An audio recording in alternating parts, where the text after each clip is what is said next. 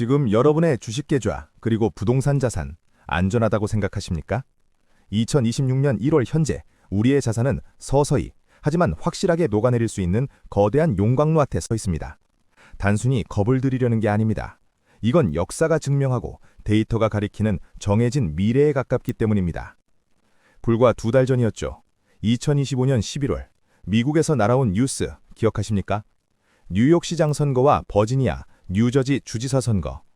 당시 현지 언론들은 입을 모아 이렇게 보도했습니다. 트럼프 행정부에 대한 조기 심판이다.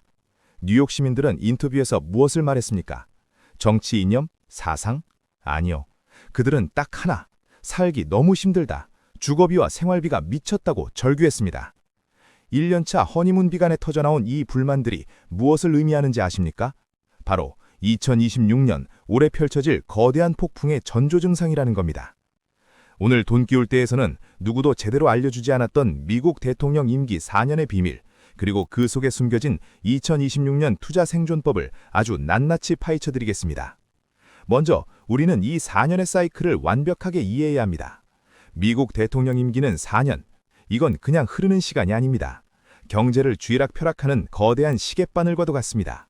이걸 아주 쉽게 우리가 흔히 겪는 헬스장 PT에 비유해 보겠습니다. 자, 1년 차입니다. 여러분이 큰 마음 먹고 PT를 등록했습니다. 트레이너린 대통령은 의욕이 넘칩니다. 회원님, 제가 몸짱 만들어 드립니다. 라며 온갖 새로운 정책이라는 운동법을 쏟아냅니다. 회원인 우리도 기대감에 부풀어 있죠. 이게 바로 작년 2025년의 허니문 기간이었습니다. 그런데 2년 차, 즉 올해 2026년이 되면 어떨까요? 슬슬 지칩니다. 살은 생각보다 안 빠지고 경제 성과는 더디며 식단인 고물가는 질립니다. 트레이너는 더 열심히 하라고 닥달하지만 회원은 이거 효과 있는 거 맞아? 라며 의심하기 시작합니다. 헬스장 재등록을 할지 말지 고민하는 중간평가의 시기, 이것이 바로 올해 11월에 있을 중간선거입니다. 그리고 3년차가 되면 트레이너가 발등에 불이 떨어집니다. 재등록을 시켜야 하니까요. 갑자기 식단도 좀 풀어주고 마사지도 해줍니다. 즉 정부가 다음 대선을 위해 돈을 풀고 증시를 부양하는 시기죠. 마지막 4년차는 저만 믿고 4년 더를 외치는 대선의 해입니다.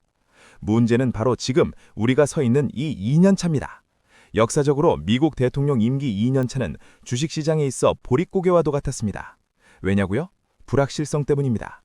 11월 중간선거에서 여당이 이길지 질지 모르니 기업들은 투자를 미루고 월가는 눈치를 봅니다.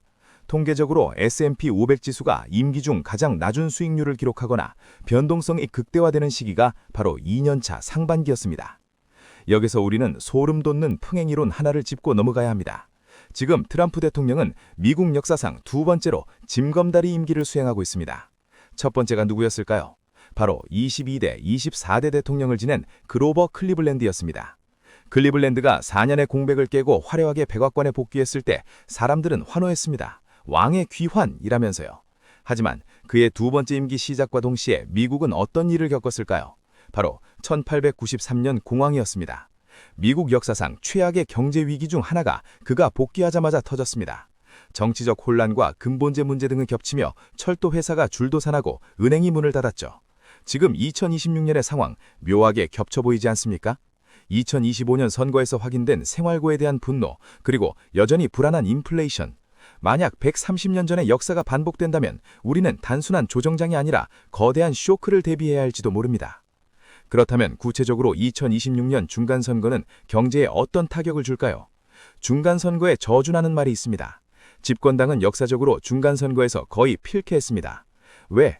국민들은 견제 심리가 있어서 대통령에게 힘을 너무 실어주는 걸 싫어하거든요.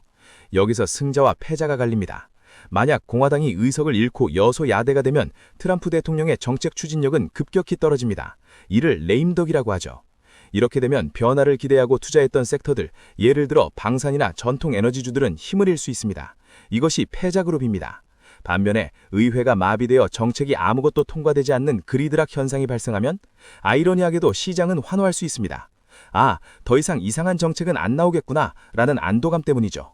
불확실성이 사라지는 순간 기술주나 성장주가 다시 승자로 떠오를 수 있습니다. 자, 이제 결론을 내리겠습니다. 우리는 2026년을 어떻게 보내야 할까요? 저는 2가지 시나리오를 제시합니다. 시나리오 A, 낙관론. 3년차의 마복을 기대하는 겁니다. 통상적으로 중간선거가 끝나는 11월 직후부터 시장은 불확실성 해소를 호재로 삼아 급반등합니다. 그리고 3년 차인 2027년 대선 승리를 위한 강력한 경기 부양책이 쏟아지며 역대급 상승장이 올 수 있습니다. 이 시나리오라면 올해 상반기 하락장은 인생 역전의 저점 매수 기회가 됩니다. 시나리오 B, 비관론, 스태그플레이션의 늪입니다. 2025년 지방선거에서 보여준 유권자들의 불만이 극에 달해 정치적 갈등이 폭동 수준으로 번지거나 물가를 잡지 못해 금리를 다시 올려야 하는 상황입니다. 이 경우 1893년 클리블랜드 때처럼 장기 침체의 늪에 빠질 수 있습니다. 여러분의 포지션은 어디입니까? 확실한 건 하나입니다. 2026년은 가만히 있으면 당하는 해라는 겁니다. 상반기에는 현금 비중을 늘려서 방어막을 치시고 하반기 중간선거 결과가 나오는 그 시점을 사냥의 시간으로 잡으셔야 합니다. 역사는 반복됩니다. 하지만 그 역사를 아는 사람에게는 비극이 아니라 기회로 반복됩니다. 권력의 시계는 찌깍거리고 있습니다. 그 시침과 분침 사이에 숨겨진 돈 끼울 때 구독자님들은 반드시 챙겨가시길 바랍니다. 오늘의 영상이 도움이 되셨다면 돈 끼울 때 구독, 좋아요 부탁드립니다. 감사합니다.